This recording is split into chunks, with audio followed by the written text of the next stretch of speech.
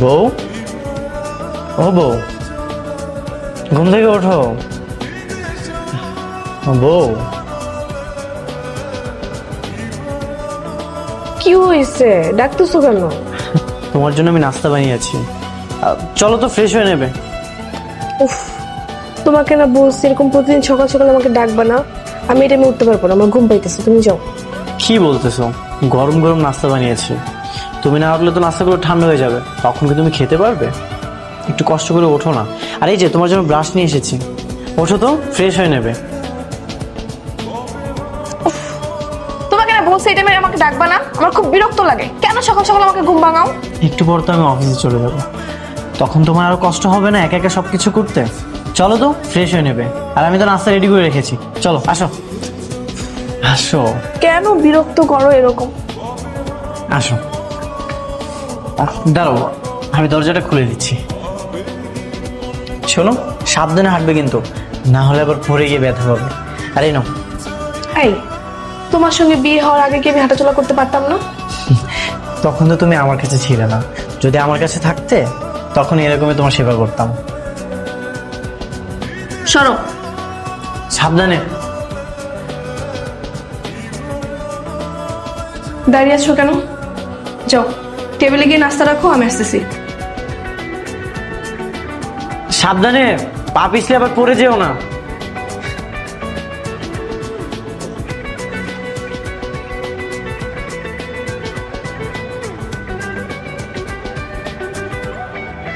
আরে তুমি কি করছো? এত কষ্ট করে নিতে হবে? আমি তোমাকে বেড়ে দিচ্ছি। শান্তি থেকে আমি একটু খেতেও পারবো না আদনান। পারবে না মানে? তুমি কষ্ট করে কেন হাত দিচ্ছ? আমি আছি না, আমি তোমাকে খাইয়ে দিচ্ছি। নাও প্লিজ, খাও না, রাগ করছো কেন? এই নাও, নাও। শোনো, আমি দুপুরে খাবার রান্না করে রেখেছি, তুমি একটু সময় করে খেয়ে নিও। আমার অফিসটা যদি কাছে হতো তাহলে আমি প্রতিদিন এসে তোমাকে খাইয়ে দিতাম। তাহলে এক কাজ করো না, অফিসটা বাসার সামনে নিয়ে আসো, তাহলে তার সাথে সুবিধা হয়। ভালো কথা বলেছো তো। নাস্তাই লাগবে না, কোনো দরকার নেই তোমার অফিস বাসার কাছে নিয়ে আসা, অন্তত দুপুরে আমাকে একা থাকতে দাও। আচ্ছা ঠিক আছে, তুমি সাবধানে থাকো কিন্তু। হ্যাঁ, আর আমার অফিস ছুটি হলে আমি তাড়াতাড়ি চলে আসবো। তারপর বল বন্ধু, তোর কি অবস্থা? কি আর অবস্থা, তুই তো খুব ভালো করে জানিস আমার গার্লফ্রেন্ড ইংরেজিতে অনেক অভিজ্ঞ। আর মাঝে মাঝে এমন ইংরেজি বলে না, আমার মাথার উপর দিয়ে যায়, আমি কিছু বুঝতেই পারি না। তুমি কি ভালো একটা কোচিং সেন্টার আমাকে সাজেস্ট কর না, যেখানে খুব সহজে দ্রুত ভাষা শিখতে পারবো। আরে বোকা, ভাষা শিখতে এখন আর কোচিং সেন্টারে যেতে হয় নাকি? ভাষা শিখ ডুওলিঙ্গোতে। ডুওলিঙ্গো? এখানে কিভাবে ভাষা শেখা যায়? ডুওলিঙ্গো হচ্ছে বিশ্বের অন্যতম ভাষা শেখার অ্যাপ। এখানে প্রতিদিন প্রায় 10 মিনিট সময় ব্যয় করেই তুই ইংরেজি শিখতে পারবে, যেখানে জব, ট্রাভেলের মতো সকল টপিকে ইংরেজি শেখা যায়, যা তোর স্পিকিং, রিডিং এবং লিসেনিংকে আরো সহজ করে তুলবে। ডুওলিঙ্গো তো শুধু ইংরেজি নয়, তার সাথে সাথে কোরিয়ান, স্প্যানিশ আর অনেক ভাষা শেখা যায় এবং বিনামূল্যে। কি বলিস, তাহলে কি আমার কোচিং সেন্টারে যেতে হবে না? না, এখন ঘরে বসে ইংরেজি শেখ ডুওলিঙ্গো অ্যাপস থেকে। আর হ্যাঁ, প্রতিদিন 10 মিনিট ভাষা শেখার জন্য এই অ্যাপসটি তোকে রিমাইন্ড করে দেবে। ধন্যবাদ বন্ধু। সো আর দেরি না করে এখনই ডাউনলোড করে নাও ডুওলিঙ্গো ল্যাঙ্গুয়েজ লার্নিং অ্যাপ। ইংরেজি শেখা এখন সোজা, মজা এবং free with Duolingo. Check the description box for the link.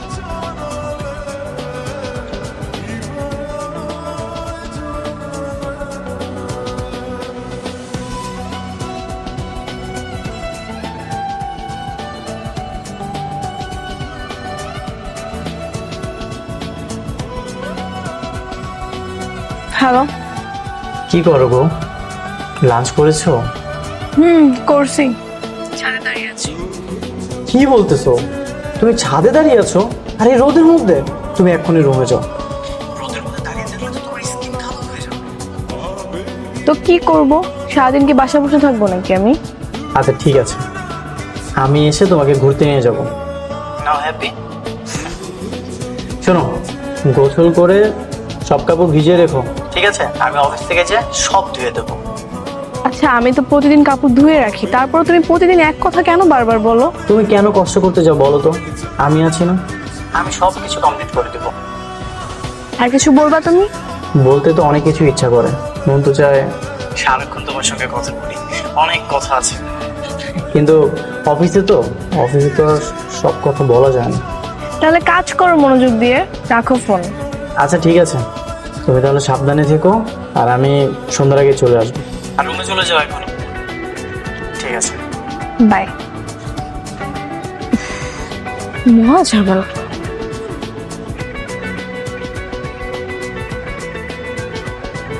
Fahim, hello. কেমন আছো তুমি? কতদিন হয়ে গেল, তোমার তো কোনো খোঁজ খবরই নেই। হ্যাঁ ভালো আছি। কেন ফোন দিয়েছি তুমি আমাকে? জানো না আমার বিয়ে হয়ে গেছে? হ্যাঁ জানি, কিন্তু আমাকে ফেলে তুমি এভাবে অন্য কাউকে বিয়ে করবে আমি কখনো ভাবতে পারি না। জানি না কি করেছি, হুট করে বাবা মা বিয়ে দিয়ে দিল, কি করব? তোমার সঙ্গে তো আমার প্রেম ছিল, তবুও মাঝখান দিয়ে একটা ছেলে এসে তোমাকে বিয়ে করে নিয়ে চলে গেল। আমার না এখানে দম বন্ধ লাগছে, মনে হয় না আমি বেশি দিন থাকতে পারবো। সত্যি বলছো? তাহলে তুমি আমার কাছে চলে আসো, আমি তোমাকে আবার বিয়ে করে নেব। আমি তো তোমার জন্য আছি, তুমি আর আমি একসঙ্গে থাকবো। ভুলেও না, আদনান আমাকে একটু না দেখলেই পাগল হয়ে যায়, আর ওকে ছাড়া যদি আমি অন্য কোথাও চলে যাই ও তো স্টক করে মারা যাবে। কিন্তু এভাবে নিজের ইচ্ছের বিরুদ্ধে গিয়ে কি কারোর সঙ্গে থাকা যায়? দেখি কদিন থাকতে পারি, না থাকতে পারলে তোমার কাছে চলে আসবো, তুমি তো আছোই। ঠিক আছে রাখো, পরে কথা বলবো। সানিয়া,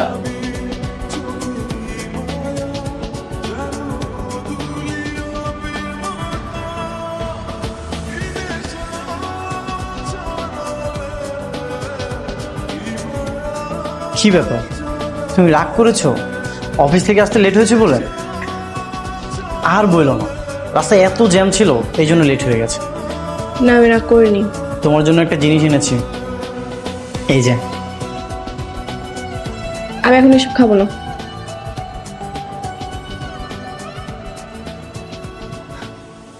কেন খাবে না? তোমার এগুলো পছন্দ? এই না, পছন্দ করলে কি সবসময় খেতে হবে? সময় অসময়ের একটা ব্যাপার থাকতে পারে না? তা পারে। আচ্ছা সমস্যা নেই, তোমার যখন খেতে ইচ্ছে করবে আমাকে একটা ডাক দিও, আমি এসে খাইয়ে দেবো। আমি তাহলে রান্না করতে চাই। শোনো, ফাহিম কল করেছিল। ও আচ্ছা, ফাহিমকে চিনতে পারছো তো? বিয়ের আগে যার সঙ্গে আমার রিলেশন ছিল। হ্যাঁ চিনতে পেরেছি। তো কিছু বলবা না? কি বলার আছে? মানে একটা ছেলের সঙ্গে আমি কথা বলেছি, তার সঙ্গে আমার বিয়ের আগে রিলেশন ছিল, তোমার রাগ হচ্ছে না? না না, আমার কোনো সমস্যা নেই, তুমি কথা বলতেই পারো। সমস্যা নেই মানে? তুমি আমার হাজবেন্ড, তুমি আমাকে ঝাড়ি দিবা না, শাসন করবা না?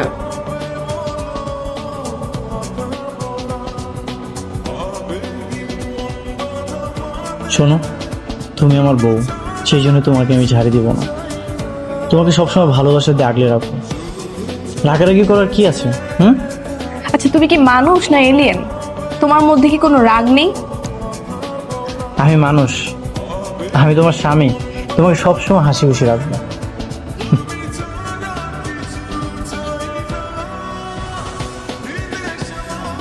কি মানুষ রে বাবা, কোনো নেগেটিভ চিন্তা নেই, কোনো ঝগড়া নেই, কিচ্ছু নেই। এভাবে কি সংসার হয়? একঘেয়েমি সংসার।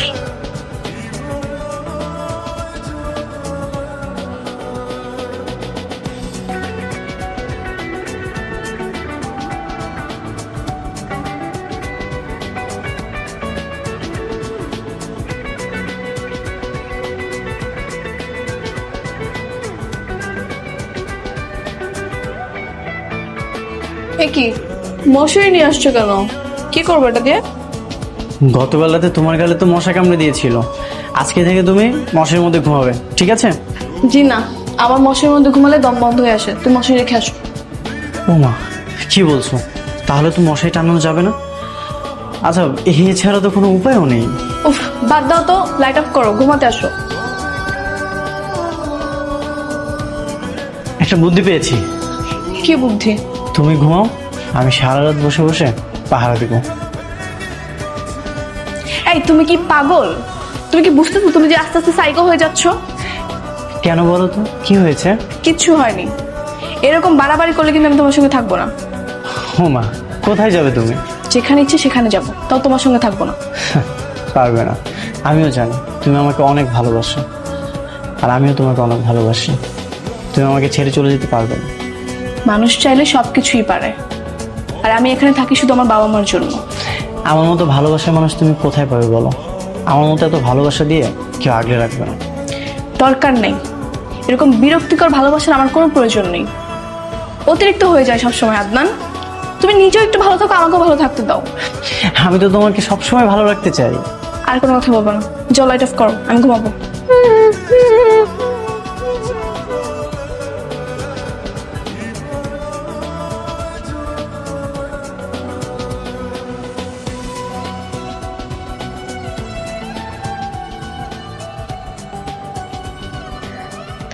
কেমন আছিস মা?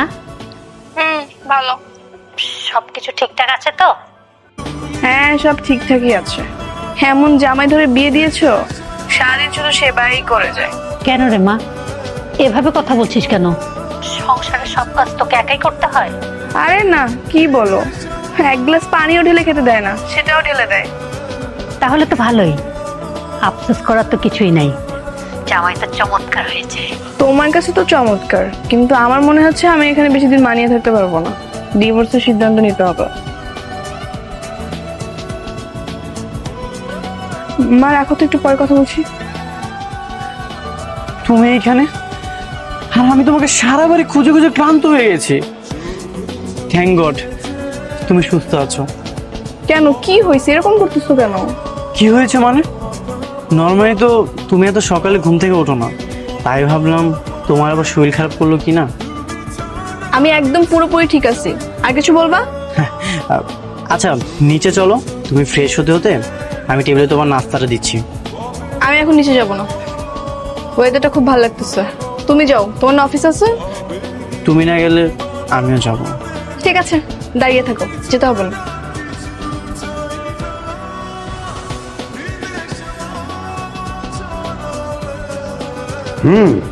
বুঝতে পারছি। এই জন্যই আমি ওর থেকে ডিভোর্স নিতে চাই। আদনান সাহেব, আপনার স্ত্রী আপনার সঙ্গে থাকতে চায় না। আপনি এখন কি করবেন বা কি করতে চাচ্ছেন? আপনি বলেন, ও আমার বিরুদ্ধে যেসব অভিযোগ করেছে এগুলো কি কোনোটাই আমার অপরাধ? আমি কি আমার বউকে একটু ভালোবাসতে পারবো না? আমার মনে হয় কি ওকে ডাক্তার দেখানো উচিত। একদম উল্টাপাল্টা কথা বলবে না। আমি ডক্টরের কাছে গিয়ে কি করবো? হ্যাঁ, আমি কি মানসিক রোগী? হ্যাঁ তুমি মানসিক রোগী। তোমার কাছে যেগুলো অসহ্য মনে হয় না, সেগুলো প্রতিটি মেয়ের কাছে স্বপ্নের মতো। স্বপ্ন? কেন, নিজেকে মহাপুরুষ মনে করো?